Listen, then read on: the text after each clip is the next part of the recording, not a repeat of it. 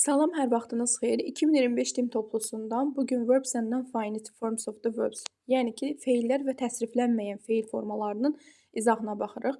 Birinci sualdan 10-cu suala qədər olan test izahlarını verəcəyik. Sadəcə olaraq burada nələrə fikir vermək lazımdır, onlar haqqında ilk öncə aydınlıq gətirmək istəyirəm. Birinci, ikinci, üçüncü qrup feillər, yəni kompleks obyekti olan feillərin hamısını çox yaxşı bilmək lazımdır.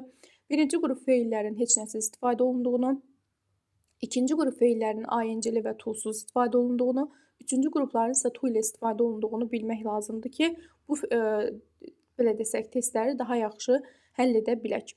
Sadəcə olaraq bununla da bitmir. Orada bəzi nüanslar vardır. Məsələn, belə deyək də, sözündən sonra gələn feillər ING ilə istifadə olunur. Bir qrup feillər vardır ki, sırf ING-li feillər alır. Bir qrup feillər vardır ki, sırf to ilə işlənən feillər alır. Bunların hamısına çox yaxşı hakim olmaq lazımdır ki, bu kimi testlərdə diqqətli olub səhvsiz işləyə bilək. Birinci sualda, gəlin baxaq birinci suala. Birinci sualda bizdən ask feilini istəyir. Ask feilindən sonra ikinci qrup, bu bir feilimizin bir hissəsidir. İkinci feilimiz isə burada yerləşir. Ask feilinə əsasən biz ikinci feilimizi seçməliyik. Təbii ki, bu kimi feilləri seçəndə ikinci tərəfdə olan feilimizi zamana sala bilmərik, məhçula sala bilmərik və don't, doesn't, didn't-la inkarlıq verə bilmərik.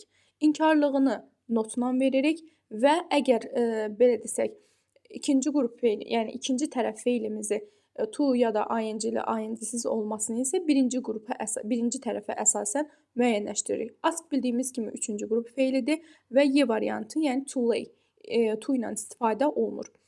İkinci isə tell feilimizə baxırıq ki, bu da to ilə istifadə olunan bir feildir. Burada da gördüyümüz kimi B variantı düzgün cavabdır. To bring, ikinci tərəfdə to ilə olacaq. Üçüncü qrup feilimizdə isə, üçüncü testimizdəki feilimiz make feilidir. Burada isə heç nəsizdir. Heç nəsiz understand A variantıdır. Understood da var burada. Sadəcə olaraq bilmək lazımdır ki, understand indiki zamandır, understood keçmiş zamandır. Dördüncü sualımız isə, burada isə let feilidir. Let feili bilirik ki, birinci qrup feilidir. Birinci qrup feillərimiz isə heç bir, yəni ki, şəkilçi, hissəcik qəbul etmirlər. Ona görə də zamana da sala bilmərik A variantındakı kimi. Ona görə cavabımız C variantıdır. Beşinci sualımıza baxırıq ki, burada expect feili, yəni gözləmə feili bizi gözləyir. Expect feili isə hamımız bilirik ki, to ilə istifadə olunan feillər sırasındadır və ona görə də cavabımız C variantıdır.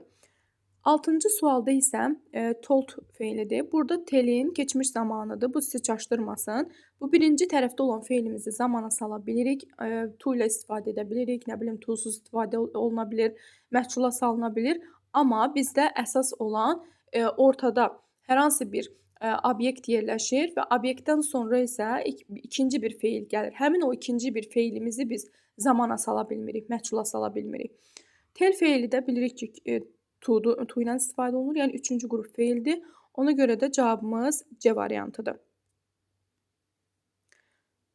Cavabımız to revise olacaq. 7-ci sualımıza baxırıq. Expect yenə burada, to-da olacaq, Y variantı. 8-ci sualımıza baxırıq. Tell, yəni told feilidir. Burada da to-dan istifadə olunur, A variantı. 9-cu sualımızda isə ask feilidir. Bu da to give olacaq, B variantı. 10-cu sualımızda da ask feilidir. Burada da to help olacaq, yəni Y variantı. Bunlar əzbərə dayalı suallardır. Növbəti suallarda artıq biraz çətinlik dərəcəsi artırılmış suallar sizi gözləyir.